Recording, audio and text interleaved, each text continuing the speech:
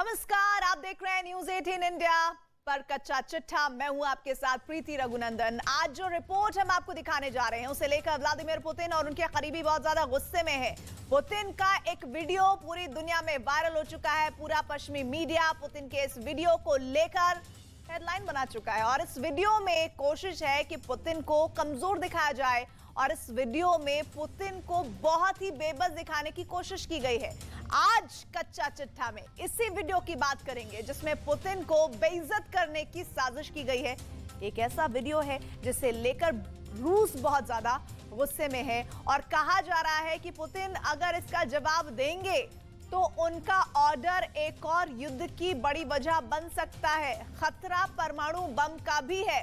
परमाणु बम का खतरा इसलिए कहा जा रहा है, आपको याद होगा जब फरवरी के महीने में 24 तारीख को ये युद्ध शुरू हुआ था, तब से ही परमाणु बम, परमाणु अटैक करने की बातें दोनों तरफ से की जा रही थी और उसमें प्रमुखता से जिस देश का नाम आ रहा था वो देश है रूस। लेकिन एक वीडियो किस तरह से चर्चाओं में है, एक बार फिर से मैं आपको बता दूं। दरअसल ये पूरा जो मामला हुआ है वो मामला सामने आया है एक वीडियो के जरिए, लेकिन ये रिपोर्ट आप तक पहुंचाए उससे पहले एक और जरूरी रिपोर्ट जो आप तक पहुंचाना जरूरी है। यूरोप युद्ध की गर्मी पहले से झेल रहा है और वहां मौसम वाली गर्मी के भी रिकॉर्ड टूट चुके हैं। ब्रिटेन के इतिहास में पहली बार पारा 40 डिग्री के पार पहुंच गया है। ब्रिटेन इस वक्त सहारा रेगिस्तान से भी ज्यादा गर्म हो चुका है। हालत यह है कि लंदन का फायर सर्विस डिपार्टमेंट दूसरे विश्व युद्ध के बाद पहली बार सबसे ज्यादा काम कर रहा है। वहीं स्पेन के प्रधानमंत्री ने यह कहकर पूरे यूरोप को डरा दिया है कि हीट वेव ने स्पेन में 500 लोगों की जान ले ली है। दुनिया के 7 देश इस वक्त भयंकर गर्मी से जूझ रहे हैं। यह रिपोर्ट देखिए, आपको पता चलेगा आखिर बर्फ वाले इलाके में इतनी भीषण आग क्यों लगी है।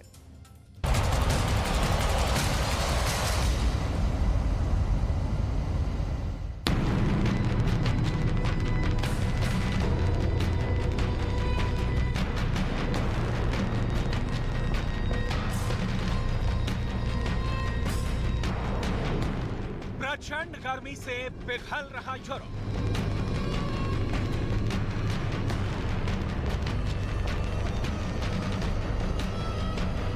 जंगलों में आग से हाहाकार।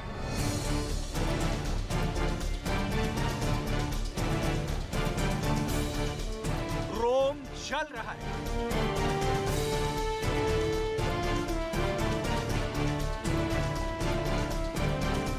पेरिस पिघल रहा है।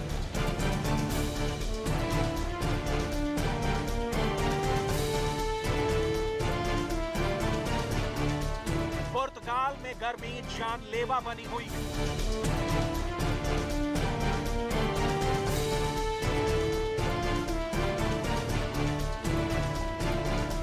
ब्रिटेन का बर्फिस्तान सहारा रेगिस्तान से भी अधिक तप रहा है।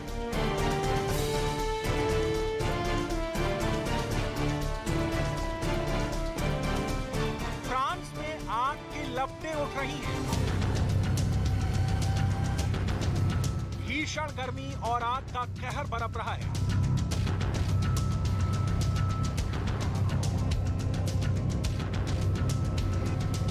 स्पेन के जंगलों में आग धधक रही है।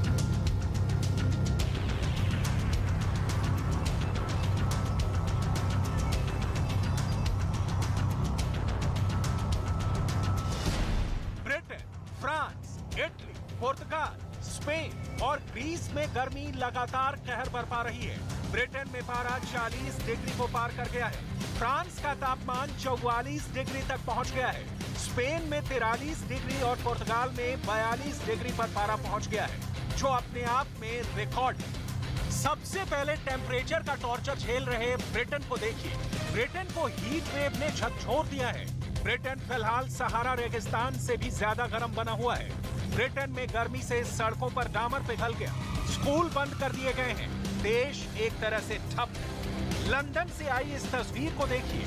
भीषण गर्मी और आग का कहर कुछ इस तरह से लंदन को दहका रहा है। पूर्वी लंदन के वेलिंगटन में भीषण आग लगी। यहाँ कई घर जलकर खाक हो गए। ये अपने आप में गर्मी से मचे हाहाकार का वीडियो गवाही है। इंसान से लेकर जानवर गर्मी से बेहाल हो गए हैं।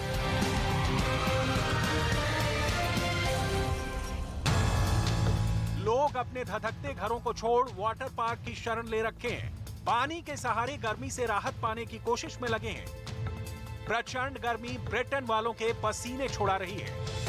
About an hour, and I'm pretty desperate. I mean, there is sweat running down everybody's backs, and it's quite the queue. But it's hot. Britain के इतिहास में पहली बार पारा 40 डिग्री के पार पहुंच गया है। इससे पहले आखिरी बार 2019 में सबसे ज्यादा 39.1 डिग्री तापमान दर्ज किया गया था। लेकिन अब की बार गर्मी ने सारे रिकॉर्ड तोड़ डाले हैं। ब्रिटेन के इतिहास में मंगलवार का दिन अब तक का सबसे गर्म दिन रहा, जबकि पहली बार तापमान 40 डिग्री सेल्सियस को पार कर गया। ब्रिटेन के मौसम विभाग ने राजधानी लंदन समेत मध्य, उत्तरी और दक्षिणी पूर्वी इंग्लैंड के इलाकों में भीषण गर्मी के चलते रेड अलर्ट जारी किया है। First time we've issued a severe weather emergency response in summer. Normally we do this in winter when it gets really cold and it's dangerous for people to be sleeping out in the cold weathers. What we've done this year, working with excellent councils and charities, is issued a severe weather emergency response now. लोग भीषण गर्मी से राहत पाने के लिए बीच के अलावा स्विमिंग पूल का सहारा ले रहे हैं, लेकिन गर्मी से निजात पाने के लिए उनकी ये कोशिश जान भी ले रही है। डूबने से अब तक दर्जनों लोगों की मौत हो गई है। I think it's important to hear because it can be a little bit of a reminder for you that you've perhaps not had a lot to drink that day or anything like that. I've suffered from heat stroke before. London के कई इलाकों में गर्मी ने चक्का जाम कर दिया है। ट्रेन सर्विस ठप हो गई है। मिडलैंड्स रेलवे ने लोगों से घरों में रहने की अपील की है। अलर्ट में कहा है कि ट्रेन ट्रैक हवा के मुकाबले 20 डिग्री ज्यादा गर्म होते हैं। तापमान बढ़ने से ट्रैक चिपक और झुक जाएंगे। लंदन में ट्रेनें 200 किलोमीटर प्रति घंटा की रफ्तार से दौड़ती हैं। ऐसे में बहुत बड़ा खतरा हो सकता है। ऐसे में कई ट्रेनों को कैंसिल कर दिया गया और कुछ जगहों पर इनकी रफ्तार को 30 किलोमीटर प्रति घंटा से भी कम किया गया, ताकि कोई दुर्घटना न हो सके। ब्रिटेन का ल्यूटन एयरपोर्ट, जो लंदन से करीब 50 किलोमीटर दूर है, वहां गर्मी ने नई मुसीबत खड़ी कर दी है। आनन फानन में फ्लाइट्स को सस्पेंड करना पड़ा क्योंकि बहुत ज्यादा गर्मी की वजह से रनवे का कुछ हिस्सा डैमेज हो गया। एयरपोर्ट की तरफ से खुद ट्वीट कर इस बात की जानकारी दी गई। एयरपोर्ट ने बताया कि बहुत ज्यादा तापमान की वजह से रनवे का कुछ हिस्सा ऊपर उठ गया था। हालांकि कुछ घंटों के बाद इसे ऑपरेशनल कर दिया गया। ब्रिटेन की गर्मी ने बच्चों का बुरा हाल कर दिया है। गर्मी से परेशान बच्चों से लेकर बूढ़े तक फाउंटेन के पानी से खुद को गर्मी से बचा रहे हैं। लेकिन अचानक से बढ़ी इतनी गर्मी ब्रिटेन के बुजुर्गों के लिए बहुत ही जानलेवा साबित हो सकती है। You will not feel comfortable. The thermal comfort is an issue. But if you are an elderly or having any pre-existing, the conditions, so you are higher at risk for the heat stroke or cardiovascular or the respiratory, the impact. Europe में सूरज ऐसी आग बरसा रहा है कि गर्मी ने वहां लोगों के पसीने छोड़ा दिए हैं, तो वहीं जंगलों में आग लगने से हड़कंप मचा है।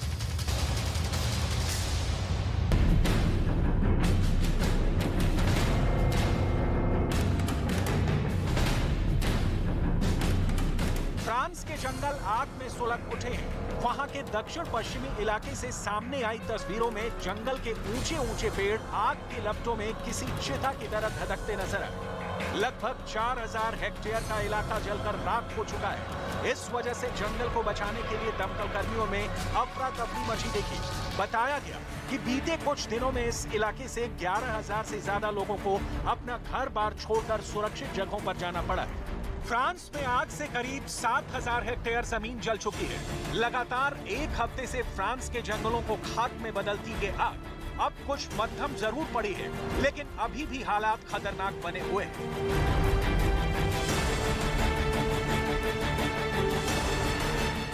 स्पेन में 36 जगहों पर जंगल की आग धधक रही है। 22000 हेक्टेयर जंगल जल चुका है। दक्षिण पश्चिमी स्पेन में पारा 44 डिग्री सेल्सियस से ऊपर और देश के बाकी हिस्सों में 40 डिग्री तक जा चुका है। देश में अब तक 20 जगह आग को काबू किया जा चुका है, लेकिन स्पेन से आ रही तस्वीरें पूरी दुनिया को डरा रही हैं। यूरोपियन यूनियन के इमरजेंसी मैनेजमेंट प्रोग्राम ने पूरे स्पेन में आग फैलने की चेतावनी दी है। इसके साथ ही पुर्तगाल के भी बड़े हिस्से में आग फैलने का खतरा है।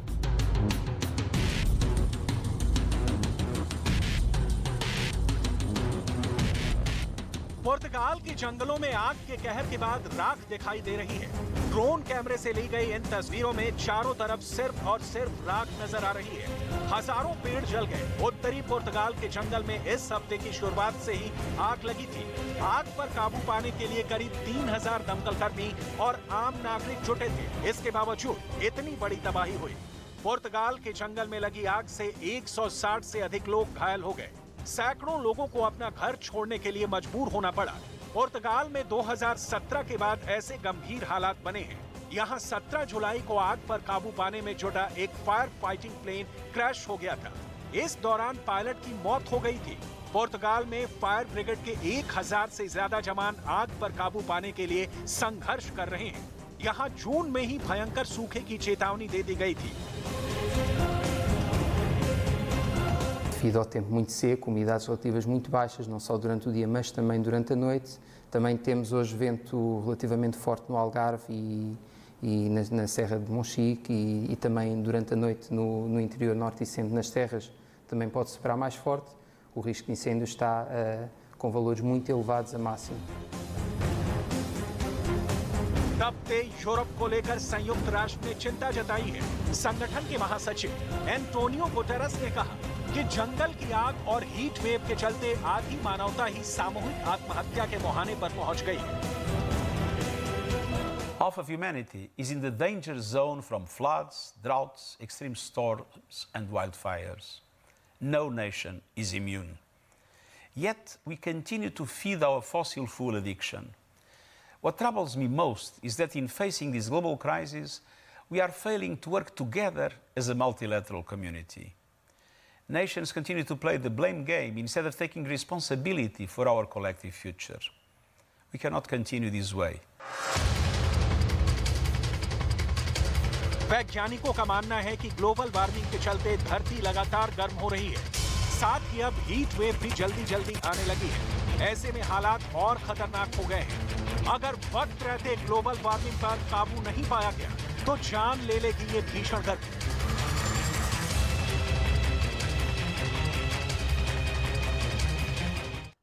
और अब बात उस दहशत की जिसकी वजह से पुतिन इस वक्त आग बबूला हो चुके हैं। पुतिन की बेइज्जती को लेकर रूस बहुत बड़ा कदम उठा सकते हैं। पुतिन का अपमान किसने किया और अब वो इसका बदला कैसे लेंगे, ये रिपोर्ट देखेंगे तो आपको पता चलेगा कि पुतिन का ऑर्डर दुनिया में एक और युद्ध की वजह कैसे बन सकता है।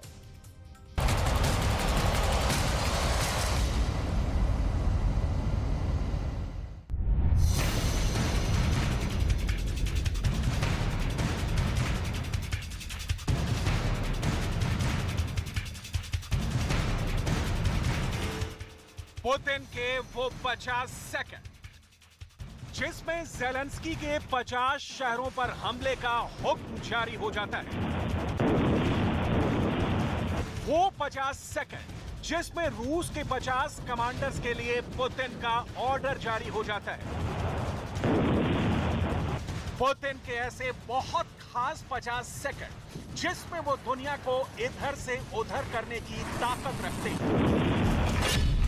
पुतिन का 50 सेकंड का इंतजार इस वक्त बहुत चर्चा में है। पुतिन देखते रहे, सेकंड दर सेकंड खिसियाते रहे। पुतिन ने 50 सेकंड में कितनी तरह के चेहरे बनाए। पुतिन के वो 50 कीमती सेकंड कौन वापस करेगा। पुतिन 50 सेकंड तक अकेले खड़े रहे, इंतजार करते रहे। एक सुपर पावर के सुप्रीम लीडर का ऐसा अपमान पूरी दुनिया ने देखा। पुतिन के वो 50 सेकंड जिसमें 50 मिसाइल फायर करने का ऑर्डर मिल जाता है, वो उनको किसके लिए कुर्बान करने पड़े। देखिए व्लादिमीर पुतिन का वो इंतजार जो पूरी दुनिया में हेडलाइन बनकर छाया हुआ है। अमेरिका से लेकर यूरोप का मीडिया इस वक्त पुतिन के 50 सेकंड की बात कर रहा है।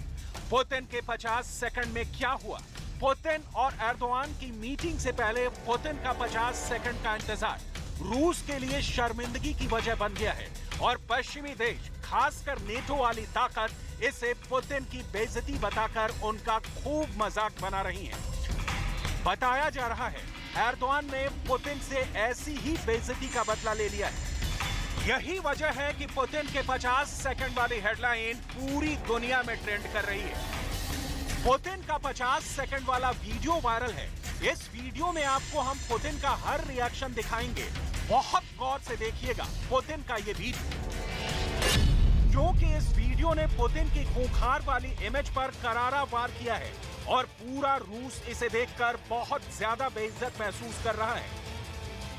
पुतिन के ये 50 सेकंड दिखाने से पहले आपको दिखाते हैं पुतिन का ईरान की जमीन पर पैर रखना। अपने विमान से जब पुतिन उतरे तो उनकी बॉडी लैंग्वेज देखिए, बहुत उत्साह, जोश से भरे हुए। कहीं से भी यूक्रेन में युद्ध लड़ने वाले लीडर की एक परछाई भी उन पर नजर नहीं आती। पुतिन जैसे ताकतवर लीडर का ईरान में ऐसे पहुंचना दुनिया में बहुत से देशों और पुतिन को करीब से जानने वालों को हैरान कर रहा है।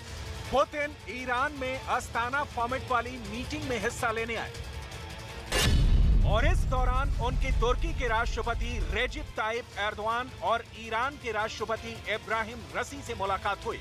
इस मीटिंग के पीछे का असली मकसद अमेरिका से लेकर नेटो और इजराइल तलाशने की कोशिश कर रहे हैं, लेकिन पुतिन को लेकर सबसे बड़ा मुद्दा उनका 50 सेकंड का इंतजार बन चुका है। अब देखिए इन 50 सेकंड में क्या हुआ।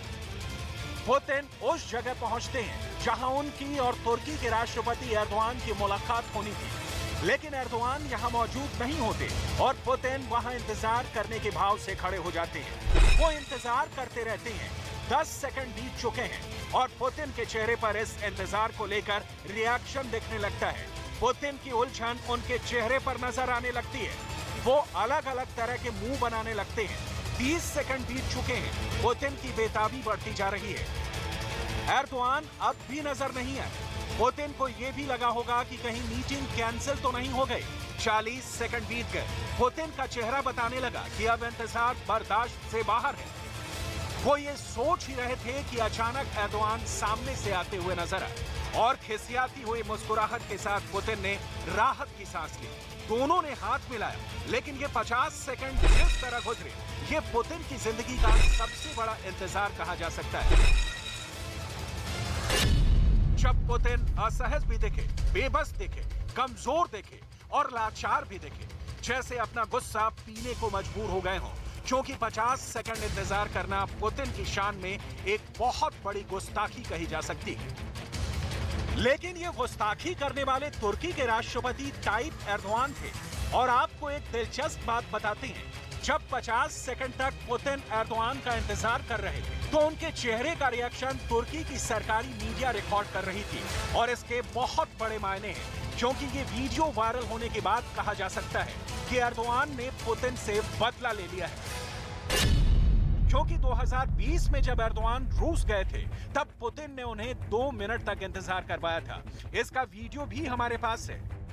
इस वीडियो को भी गौर से देखिए। अपने कैबिनेट के बहुत खास मंत्रियों के साथ जब 2020 में एर्दोआन मॉस्को पहुंचे थे और जिस हॉल में पुतिन के साथ उनकी मुलाकात होनी थी, वो उसके बाहर 2 मिनट तक इंतजार करते रहे। इस वीडियो में एर्दोआन का चेहरा देखिए। ना उनको समझ में आया कि क्या किया जाए, ना उनके करीबी मंत्रियों के पास इस स्थिति से डील करने का तरीका था। एर्दोआन मजबूरी वाला चेहरा लेकर इंतजार करते रहे। सामने कुर्सी थी लेकिन नहीं बैठे। 1 मिनट बीत गया, पुतिन का दरवाजा अब भी नहीं खुला। सब एक दूसरे की शक्ल देख रहे थे। एर्दोआन को सेकंड दर सेकंड शर्मिंदा होना पड़ रहा था। वो मेहमान थे और पुतिन से मिलने मॉस्को आए थे। फिर 1.5 मिनट बीतता है और एर्दोआन एक कुर्सी पर बैठ जाते हैं। अंदाजा लगाइए, तुर्की के राष्ट्राध्यक्ष की ऐसी बेइज्जती, और वो भी मॉस्को में। पुतिन अपने दोस्तों को बहुत खास मानते हैं, लेकिन ऐसा हुआ। इसके बाद दरवाजा खुलता है और फिर एर्दोआन की एंट्री होती है। पुतिन सामने होते हैं और दोनों के बीच मुलाकात शुरू हो जाती है। पहले एर्दोआन की 2020 में इंतजार करवाने वाली बेइज्जती हुई और अब 2 साल बाद 2022 में पुतिन के साथ भी ऐसा ही हुआ। इन 2 तस्वीरों के मायने क्या हैं? क्या कहा जाए कि तुर्की और रूस के बीच रिश्तों में दरार आई है? क्या तुर्की की अहमियत बढ़ गई है? कि अब पुतिन की मजबूरी एक्सपोज हो चुकी है। रूस और तुर्की के बीच रिश्ते 2015 के बाद बदले।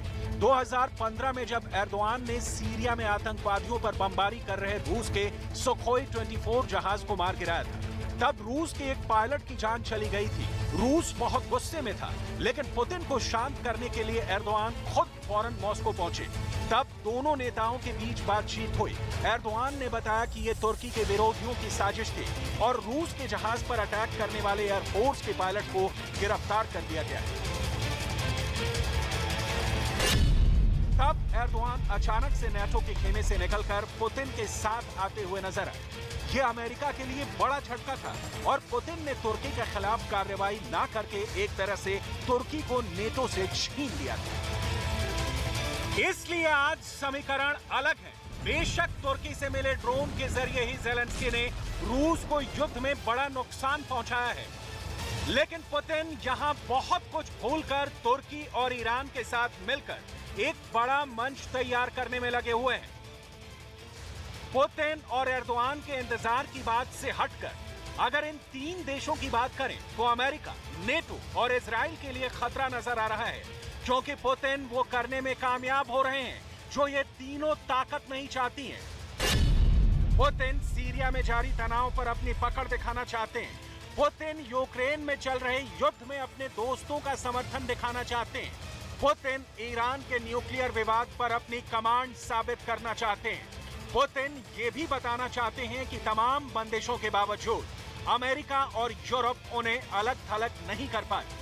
अब देखिए कि पुतिन और एर्दोआन के बीच 50 सेकंड वाले लंबे इंतजार के बाद जब बातचीत हुई तो दोनों लीडर्स ने एक दूसरे से क्या कहा, किन मुद्दों पर बात हुई, क्या नाराजगी जाहिर की गई। क्या पुतिन ने 50 सेकंड वाले इंतजार की शिकायत एर्दोआन से की? İstanbul görüşmelerinde de Rus heyetinin yaklaşım tarzı çok olumluydu. Хотим поблагодарить за ваши усилия, посреднические предоставление площадки турецких для переговоров по проблемам продовольственного характера, по проблемам вывоза зерна через Черное море. Buradan alacağımız netice tüm dünyayı da olumlu etkileyecektir. दोनों की बात से लगता है कि पुतिन और एर्दोआन के रिश्ते ठीक हैं।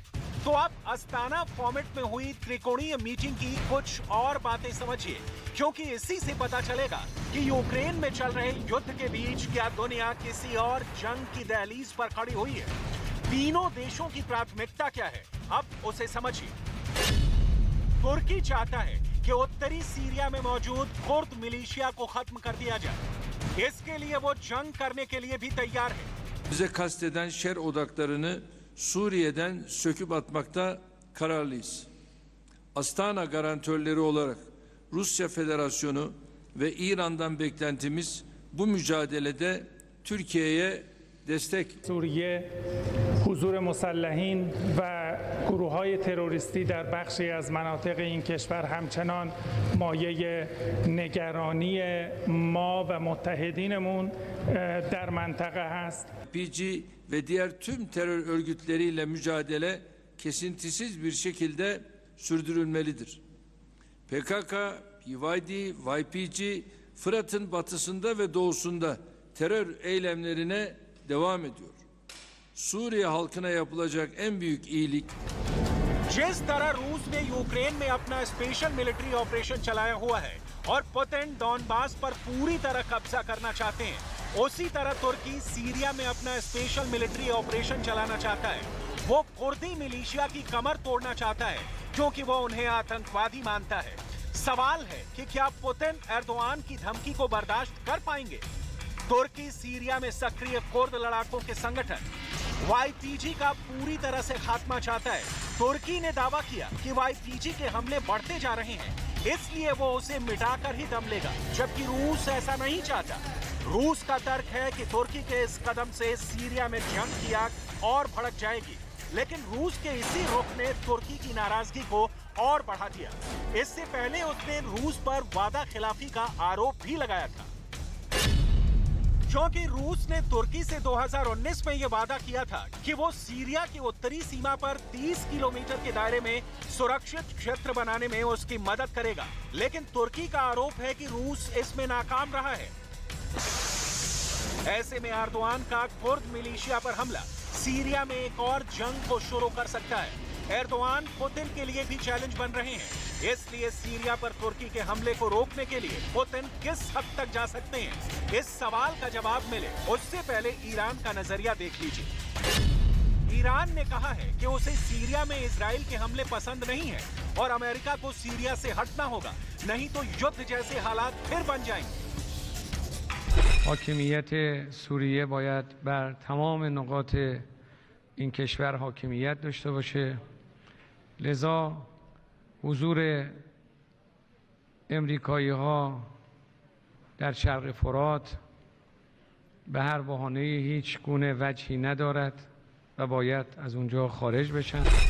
रूस की ईरान से दोस्ती किसी से छिपी नहीं है और ईरान भी रूस के रुतबे का इस्तेमाल सीरिया में अमेरिका और इजराइल से निपटने के लिए करना चाहता है।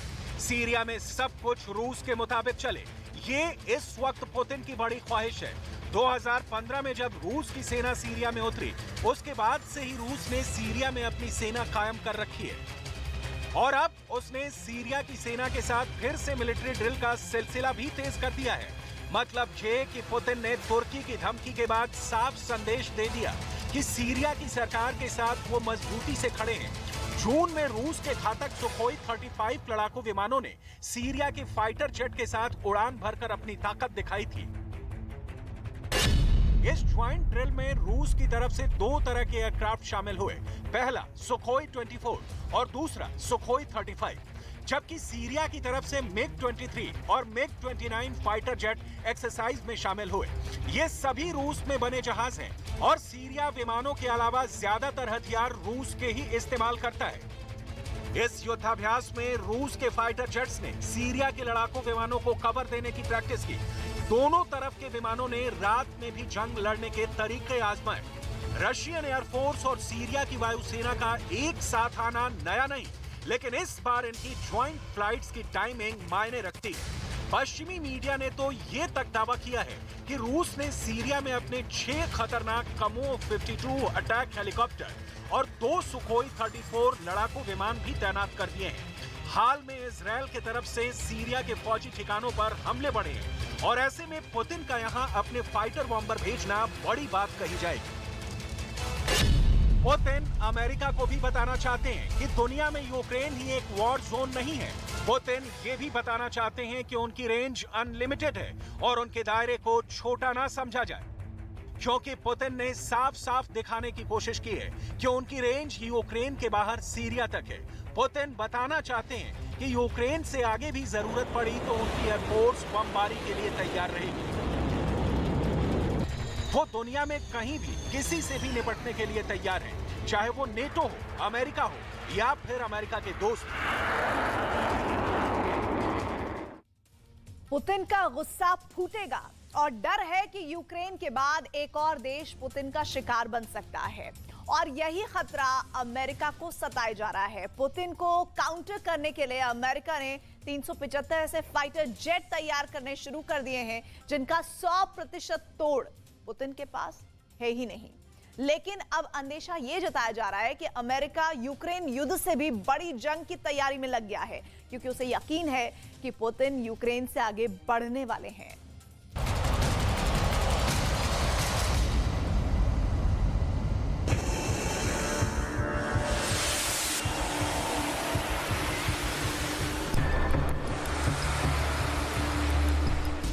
आसमान पर होगी अमेरिका की बादशाहत। नए F-35 जंगी जहाजों का दिया ऑर्डर।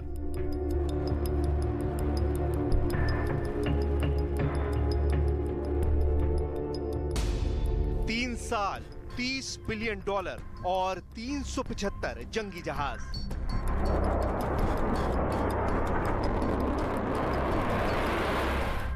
अमेरिका की मल्टी वॉर फ्रंट की तैयारी।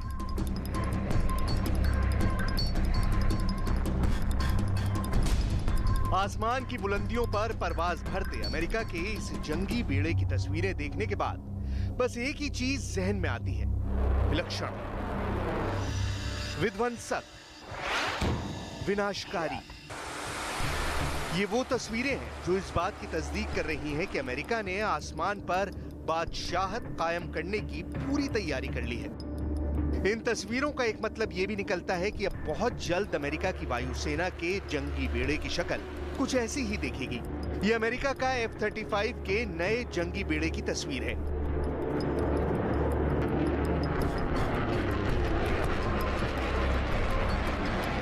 न्यूज एजेंसी रॉयटर्स की खबर के मुताबिक अमेरिका ने दुनिया का सबसे घातक लड़ाकू विमान बनाने वाली कंपनी लॉकहीड मार्टिन कॉरपोरेशन के साथ एक ऐसा करार किया है जिसे सुनकर हर कोई हैरान है, खासकर अमेरिका को नापसंद करने वाले देश। दरअसल अमेरिका के रक्षा विभाग पेंटागन ने लॉकहीड मार्टिन के साथ अपने नए रक्षा करार में कंपनी को 375 नए F-35 लड़ाकू विमान बनाने का ऑर्डर दिया है। अमेरिकी रक्षा विभाग और लॉकहीड मार्टिन के बीच हुए करार के मुताबिक कंपनी अमेरिका के लिए अगले 3 साल में 375 नए F-35 लड़ाकू विमान बनाएगी। दोनों के बीच ये रक्षा सौदा $30 बिलियन यानी 3000 करोड़ रुपए का है और करार के मुताबिक लॉकहीड मार्टिन अमेरिका को हर साल 125 नए F-35 जंगी जहाज बनाकर देगी।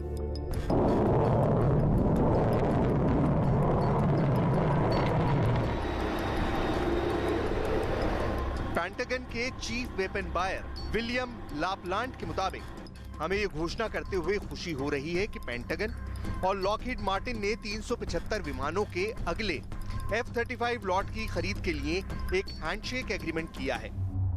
अब सवाल ये उठता है कि अमेरिका को आखिर 375 F-35 जंगी जहाजों की जरूरत क्यों पड़ रही है। रक्षा विशेषज्ञों के मुताबिक यूक्रेन जंग के बाद दुनिया में जिस तरह के समीकरण बन रहे हैं उन्हें देखते हुए ही अमेरिका ने भी जंग की तैयारी करनी शुरू कर दी है और किसी भी जंग में वायुसेना के फाइटर जेट अहम भूमिका निभाते हैं। लिहाजा अमेरिका अपनी वायुसेना की ताकत में इजाफा कर रहा है और इसका दूसरा कारण ये भी हो सकता है कि भविष्य में अमेरिका को एक नहीं बल्कि मल्टी वॉर फ्रंट यानी कई मोर्चों पर जंग लड़नी पड़ सकती है। लिहाजा अमेरिका उसको देखते हुए भी अपनी वायुसेना की ताकत बढ़ा रहा है। दरअसल यूक्रेन जंग पर रूस और अमेरिका के बीच तलवारें खिंची हैं और दोनों देशों के बीच भड़की एक छोटी सी चिंगारी रूस और अमेरिका में सीधी जंग भी करवा सकती है। We have information today, including from downgraded intelligence, that we're able to share with you about how Russia is laying the groundwork to annex Ukrainian territory that it controls in direct violation of Ukraine's sovereignty. We're seeing ample evidence in the intelligence and in the public domain that Russia intends to try to annex additional Ukrainian territory. Russia is beginning to roll out a version of what you could call an annexation playbook, very similar to the one we saw in 2014. Already, Russia is installing illegitimate proxy officials in the areas of Ukraine that are under its control. And we know their next moves. First, these proxy officials will arrange sham referenda on joining Russia. Then, Russia will use those sham referenda as a basis to try to claim annexation of sovereign Ukrainian territory. The Russian government is reviewing detailed plans to purportedly annex a number of regions in Ukraine, including Kherson, Zaporizhia, all of Donetsk and Luhansk oblasts. Taiwan को लेकर America और चीन आमने सामने हैं।中国人权高专巴切莱特访华期间，亲眼见证了中国人权发展道路和人权事业成就，亲身感受了一个社会安全稳定、发展持续向好、人民安居乐业的真实新疆。中方坚决反对编造虚假信息，对中国进行抹黑攻击。中方正义立场得到国际社会，特别是广大发展中国家的坚定支持。个别国家借涉疆问题搞政治操弄，抹黑中国形象，遏制打压中国的图谋不会得逞。उत्तर Korea के लगातार missile परीक्षण भी अमेरिका की परेशानी का बायस बना हुआ है। इतना ही नहीं, ईरान लगातार इजराइल और अमेरिका को धमकी दे रहा है।